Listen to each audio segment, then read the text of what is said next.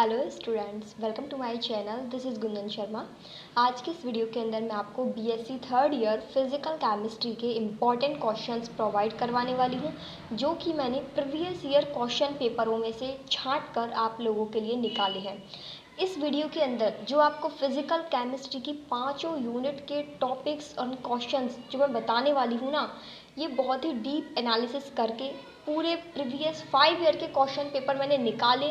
उनमें जो repeated topics हैं, जिन टॉपिक से घुमा फिरा के बार बार क्वेश्चन पूछा जा रहा है, वो टॉपिक्स मैं आप लोगों के लिए यहाँ पर लेकर आई हूँ। और ये वीडियो इतना हेल्पफुल होगा ना आपके लिए, आपके बीएससी एग्ज़ाम के अंदर, कि आपको इन्हीं के जो मैं आपको टॉपिक बताऊँगी ना, इन्हीं में से 80% पेपर आपको देखने को मिल जाएगा। तो इस चीज़ की श्योरिटी के साथ ये वीडियो मैं बना रही हूँ कि आपका 80% पेपर आज के बताए हुए इन टॉपिक्स के अंदर से ही आएगा। तो हम शुरू करते हैं। सबसे पहली यूनिट है आपकी बीएससी फिज़िकल केमिस्ट्री की पहली एलिमेंट्री क्वांटम मैकेनिक्स। आपकी 5 यूनिट है फिज़िकल केमिस्ट्री के अंदर। एक एक यूनिट के मैं आपको 5 या 6 टॉपिक बताऊंगी। मिनिमम 5 टॉपिक ही है वैसे तो इन्हीं टॉपिक्स को आप पढ़ लेना। इनके अलावा आपको कुछ भी एक्स्ट्रा पढ़ने की ज़रूरत नहीं है। यदि आपके पास टाइम बचता है इनको करने के बाद, तभी आप और अदर चीज़ें देखिएगा। अदरवाइज़ आपको पहली प्रायोरिटी देनी है जो भी टॉपिक्स मैं इस वीडियो के अंदर बता रही हूँ उन सभी को। तो पहली यूनिट एलिमेंट्री क्वांटम मैकेनिक्स।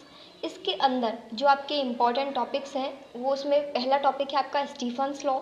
ये वैसे तो शॉर्ट में ज़्यादा पूछा जाता है। स्टीफन्स लॉ का डायरेक्ट आप रूल याद कर लें और इसका एक छोटा सा स्टेटमेंट है, वो भी आप याद कर लें। नेक्स्ट सेकंड है आपका हिंसबर्ग अनसर्टेनिटी प्रिंसिपल। थर्ड है आपका श्रोडिंगर वेव इक्वेशन। अब श्रोडिंगर वेव इक्वेशन के अंदर एक तो इसका पूरा डेरिवेशन है 1.5 पेज का, तो वो डेरिवेशन आपको करना पड़ेगा। इसके अलावा इसकी प्रॉपर्टीज़ हैं, तो वो प्रॉपर्टीज़ भी आप याद कर लें। या तो इसका डेरिवेशन आता है प्रॉपर्टीज़, इन दोनों में से कोई एक क्वेश्चन आ ही जाता है। फिर है नेक्स्ट फोटो इलेक्ट्रिक इफेक्ट। ये भी छोटा सा है, इस टॉपिक को आप याद कर लेना।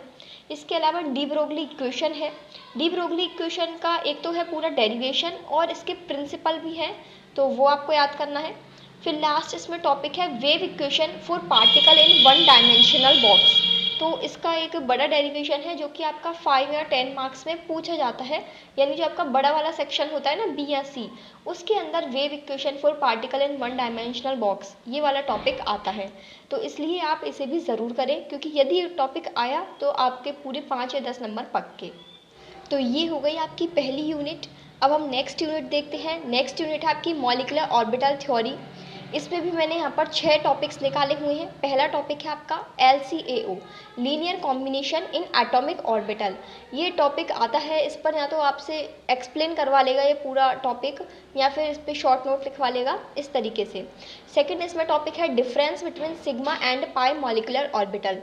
तो इसमें 5-5 पॉइंट याद कर लेना डिफरेंस। थर्ड इसमें टॉपिक है difference between bonding molecular orbital and anti bonding molecular orbital. Fourth इसमें टॉपिक है आपका calculation of energy level from wave function. अब ये टॉपिक है ना, ये थोड़ा इसमें डेरिवेशन वाला और थोड़ा समझने वाला पार्ट है, तो ये मैंने नोट्स में बहुत ही अच्छे से करवाया हुआ है, तो आप नोट्स में देखना, ये वाला टॉपिक आपको आसानी से समझ में आ जाएगा। फिर नेक्स्ट है इसमें VBT यानी valence bond theory for H2 molecule. फिर नेक्स्ट इसमें टॉपिक है कैलकुलेशन ऑफ वेव फंक्शन। यहाँ तो ऐसे पूछेगा कि calculation of wave function for SP, SP2, SP3, इनमें से कोई सा भी एक, तीनों नहीं आएंगे कभी भी, एक आएगा, या तो SP, SP2 या SP3। तो calculation of wave function for SP hybrid orbital. या फिर वो ऐसे पूछ सकता है कि calculation of coefficient of atomic orbital for SP2 hybrid orbital. ठीक है, तो या तो कैलकुलेशन ऑफ वेव फंक्शन या फिर calculation of coefficient of atomic orbital, इन तीनों में से कोई एक के लिए। तो आप ये तीनों ही याद कर लें। इन सभी जो भी मैंने आपको यहाँ पर टॉपिक्स बता रही हूँ ना, सारे के सारे मैंने मेरे नोट्स में डाले हुए हैं विथ ईजी एक्सप्लेनेशन। तो जो भी नए स्टूडेंट्स हैं या जिन्हें नहीं पता नोट्स के बारे में, मैंने सारे नोट्स प्रोवाइड किए हुए हैं केमिस्ट्री के लिए, चाहे इनऑर्गेनिक हो, फिजिकल हो या ऑर्गेनिक हो। सभी के लिंक्स डिस्क्रिप्शन बॉक्स में मैं डाल दूंगी, तो वहाँ से आप नोट्स ले सकते हैं। ठीक है, अब हम नेक्स्ट बढ़े। इसमें थर्ड चैप्टर है आपका स्पेक्ट्रोस्कोपी।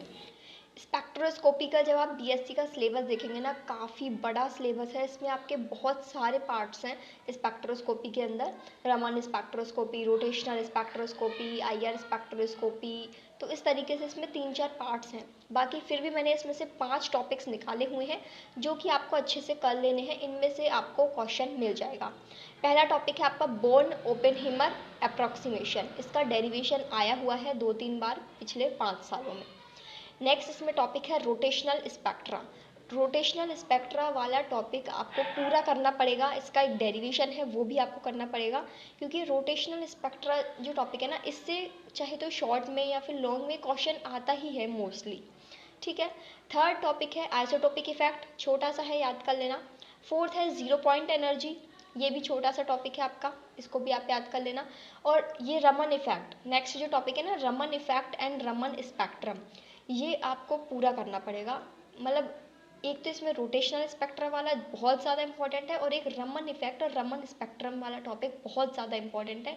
इन दो में से कंफर्म है आ ही का ही आएगा, बिल्कुल फिक्स है। इनमें से तो हर बार आया है, पिछले 5 साल में हर बार इनमें से टॉपिक कोई ना कोई सा एक आया ही है। ठीक है, तो रमन इफेक्ट को आपको पूरा पढ़ना है। इसमें जो भी उसकी एक्सप्लेनेशन है ना, वो प्लस ग्राफ जो भी है उसमें, तो वो आपको नोट्स पूरा मिल जाएगा डिटेल में। और रमन स्पेक्ट्रम, ठीक है, एक ही टॉपिक है ये, लेकिन इसमें थोड़ा सा डिटेल्स ज़्यादा है, थ्योरी ज़्यादा है, तो इसको आप पूरा कर लेना। नाउ थर्ड यूनिट के बाद अब हमारी फोर्थ यूनिट है फोटो केमिस्ट्री। फोटो केमिस्ट्री में 6 टॉपिक्स हैं। भले ही आपको ये 6 टॉपिक्स ऐसा लग रहा हो कि बड़े बड़े टॉपिक्स हैं, लेकिन ये बिल्कुल छोटे छोटे शॉर्ट्स टॉपिक हैं, जो कि 6 टॉपिक मैंने यहाँ पर लिए हुए हैं। आपको सबसे ईजी यूनिट है ना, यही है फोटो केमिस्ट्री फिजिकल केमिस्ट्री के अंदर। तो इसमें आपका जो पहला टॉपिक है वो है लॉज ऑफ फोटो केमिस्ट्री। इन 2 लॉ हैं इसके अंदर, एक तो बियर्स लैम्बर्ट लॉ और एक स्टार्क आइंस्टीन लॉ। इन दोनों लॉ में से कोई ना कोई एक लॉ आपसे पूछता ही है, फिक्स है। ठीक है, तो ये दोनों लॉ छोटे छोटे से हैं, आधे आधे पेज के, इनको याद कर लेना। और नेक्स्ट इसमें टॉपिक है जेवलॉन्स की डायग्राम, बहुत ज़्यादा इंपॉर्टेंट है, 4 बार आ चुका है ये अब तक। ठीक है। थर्ड इसमें टॉपिक है radiative and non radiative transition. ये एक तो मतलब टॉपिक है radiative and non radiative transition, फिर इनके भी कुछ टाइप्स हैं।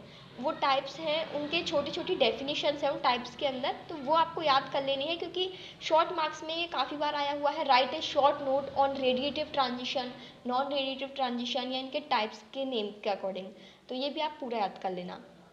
फिर नेक्स्ट इसमें टॉपिक है क्वांटम यील्ड। अब क्वांटम यील्ड के अंदर इसके जो फैक्टर अफेक्टिंग है वो याद करनी है, प्लस इसका जो क्लासिफिकेशन है वो याद करना है।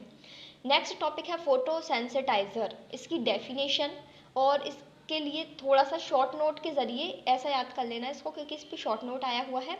बाकी इसका क्लासिफिकेशन वगैरह थोड़ा सा आप देख सकते हो। ठीक है। नेक्स्ट इसमें टॉपिक है difference between thermal and photochemical reaction. 4-4 point मैंने नोट्स में लिखवाए हुए हैं। थर्मल और फोटोकेमिकल रिएक्शन का पूरा जो डिफरेंस है आपका 4-4 छोटे छोटे पॉइंट्स हैं, तो वो आपको आसानी से याद हो जाएंगे। सबसे इजी चैप्टर तो फोटोकेमिस्ट्री वाला ही है इसमें, तो इसको तो यदि आप पूरा भी कर ले तो कोई दिक्कत नहीं है। बाकी ये 6 इसमें इंपॉर्टेंट टॉपिक्स हैं, इनको आप पहले कर लेना। देखो, जो भी मैं यहाँ पर ये टॉपिक्स बता रही हूँ, ऐसा नहीं है कि मैंने बस उठाए और डाल दिए और आपको वीडियो के ज़रिए प्रोवाइड करा दिया। पूरे 4-5 घंटे इसमें एनालिसिस करने में लगाए हुए हैं। ये जो पीपीटी बनाई हुई है आपके लिए, इसको टाइम दिया है पूरा बनाने में, ताकि आपको एक अच्छे तरीके से जो भी मोस्ट वेरी वेरी इंपॉर्टेंट है, जिसके 99% आने के चांसेस हैं, वही टॉपिक्स इनमें डाले हुए हैं।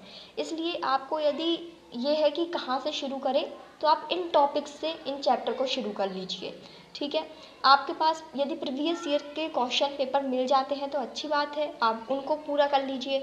और यदि ये नहीं मिलते हैं तो ये जो मैं टॉपिक्स बता रही हूँ ना, इनको भी आप अच्छे से कवर कर लेते हैं।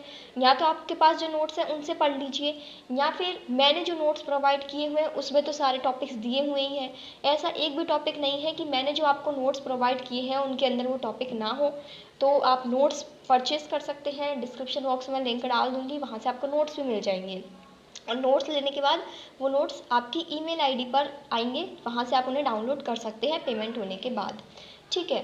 अब ये जो मैं आपको प्रोवाइड करवा रही हूँ यहाँ पर पीडीएफ, इसे आपको ज़्यादा से ज़्यादा बीएससी स्टूडेंट्स को शेयर करना है ताकि सभी स्टूडेंट्स अपने बीएससी एग्ज़ाम में अच्छे मार्क्स से पास हो सकें, उन तक भी ये क्वेश्चंस पहुंच सके। और वो जिन्होंने नहीं पढ़ा है, अभी स्टार्ट करेंगे बीएससी एग्ज़ाम के लिए पढ़ना, तो उनके लिए वीडियो बहुत ही हेल्पफुल होने वाला है। आगे नेक्स्ट वीडियोज़ में मैं बीएससी के जो ऑर्गेनिक केमिस्ट्री है, इनऑर्गेनिक केमिस्ट्री है, उनके भी इंपॉर्टेंट क्वेश्चंस लेकर आऊँगी।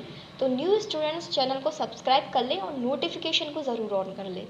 अब हम बढ़ेंगे हमारे नेक्स्ट और लास्ट यूनिट पर, यूनिट 5। यूनिट 5 है हमारी solution and it's colligative properties. Unit 5 के अंदर आपका पहला टॉपिक है रॉल्स लॉ, सेकेंड आपका टॉपिक है difference between diffusion and osmosis, third आपका टॉपिक है कॉलिगेटिव प्रॉपर्टी। अब कहने के लिए तो एक छोटा सा टॉपिक है कॉलिगेटिव प्रॉपर्टी, लेकिन इस टॉपिक के अंदर आपकी 4 प्रॉपर्टीज़ है और इन्हीं से ही आपका आधा चैप्टर कवर हो जाता है इन 4 प्रॉपर्टीज़ से।